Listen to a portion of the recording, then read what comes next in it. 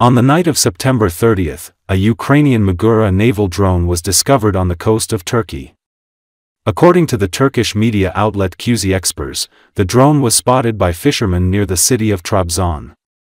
The report said, "Our fishermen found a fiber boat at sea last night and brought it to the port.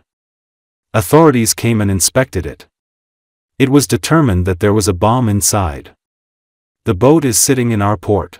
The bomb squad is coming. They tied the suspicious object to their boat and towed it to the shore. After that they reported the incident to the Coast Guard. Given the possibility of explosives, the drone was sent to the port Yoroz. The authorities restricted civilian access to the surrounding area to avoid security risks." Turkish media published photos showing a relatively undamaged Ukrainian-made Magura naval drone used to destroy Russian military targets. Magura is a multipurpose unmanned surface ship. The hydrodynamic body and sleek profile allow the device to move stealthily with excellent maneuverability. It's an affordable solution that can be easily launched from any remote location. The unmanned control of the V5 minimizes the need for human resources to carry out missions, reducing potential mortality when operating in harsh environments, the developers say. The new development can perform intelligent surveillance, patrolling, search and rescue operations, mine countermeasures, naval protection, and combat missions. The length of the drone is 5.5 meters, the width is 1.5 meters. The device is capable of developing a speed of up to approximately 77 kilometers per hour, while the payload is 320 kilograms.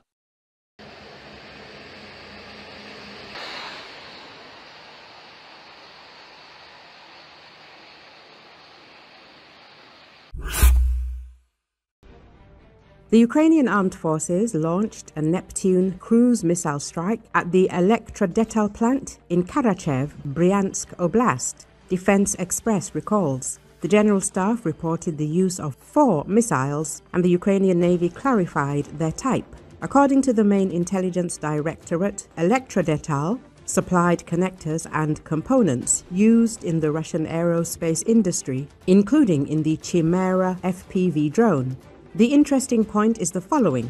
The 67th GRAU Arsenal, also known as the 1046th Logistics Center, is also located in Karachev, but the strike hit the plant, not the ammunition depot. KuzeyEkspres recalls that the arsenal had previously been hit by strikes. On November the 19th, 2024, it was hit by American ATACMS missiles, causing a series of secondary explosions and detonations. Judging by the aftermath, the depot was less fully stocked than other GRAU arsenals. Now, the choice of target provides strategic information. It shows that the enemy has either significantly reduced the use of this arsenal or has stopped using it altogether. Otherwise, it would have been chosen as the primary target. Experts also believe that the target on Elektrodetal used a standard ground attack modification of the Neptune, rather than the long-range variant with a 1,000-kilometer range. Karachev is located approximately 120 kilometers from the Ukrainian border, within range of standard systems. Overall, strikes against industrial suppliers of weapons components are a logical continuation of Kiev's strategy of pushing back against the Russian rear. Previously, the SBU and special services used FP-1 drones to strike other arsenals, such as the 107th in Toropets, which also demonstrates the diversity of Ukrainian weapons. Against the backdrop of these strikes, various international circles, including at the highest levels in Washington, are discussing the possibility of supplying Ukraine with Tomahawk cruise missiles and using excess US LRF launchers for them. This could significantly expand the arsenal for precision strikes against important targets within the Russian Federation. At the same time, let us recall that there are currently more substantial discussions about the possibility of strengthening Ukraine with Tomahawk cruise missiles, especially since the US has extra long-range fires launchers for them. But right now the US has conditionally redundant Tomahawk launchers. The fact is that just a month ago, the US Marine Corps decided to abandon the LRF long-range fires Tomahawk launchers. The reason for the abandonment is their poor cross-country ability on soft ground, which is critical for the Marines who were supposed to land the long-range fires on the beach.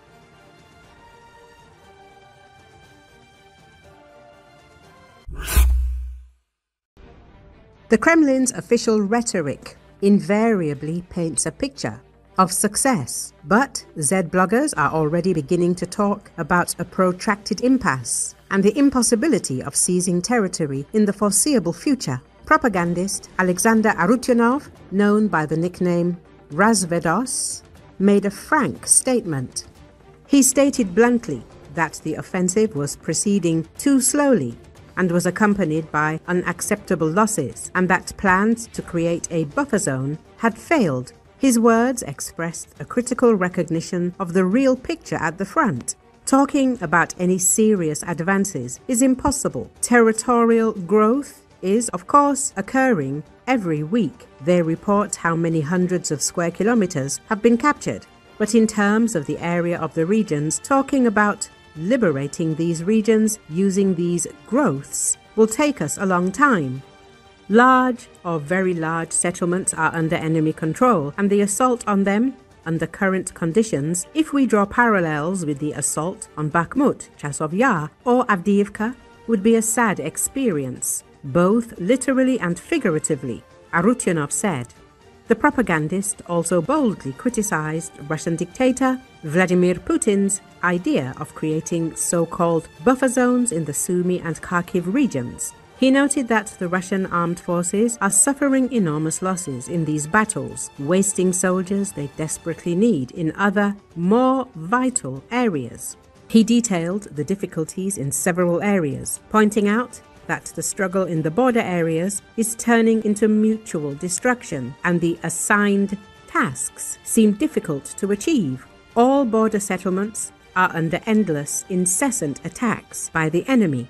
We began forming a buffer zone in the Kharkiv region last May, but to this day, border points in the Belgorod region are under constant attacks by enemy drones. The distance that we need to seriously talk about is tens of kilometers.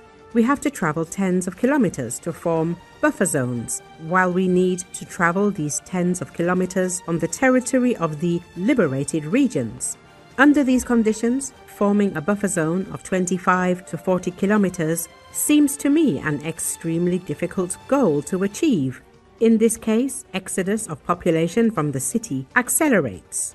The propagandist's comments are a rare acknowledgement from within the Russian information community of the massive problem of the battlefield and in the rear. Such statements highlight that Moscow's current strategy is not only failing to deliver the stated results, but is also leading to chronic, bloody stagnation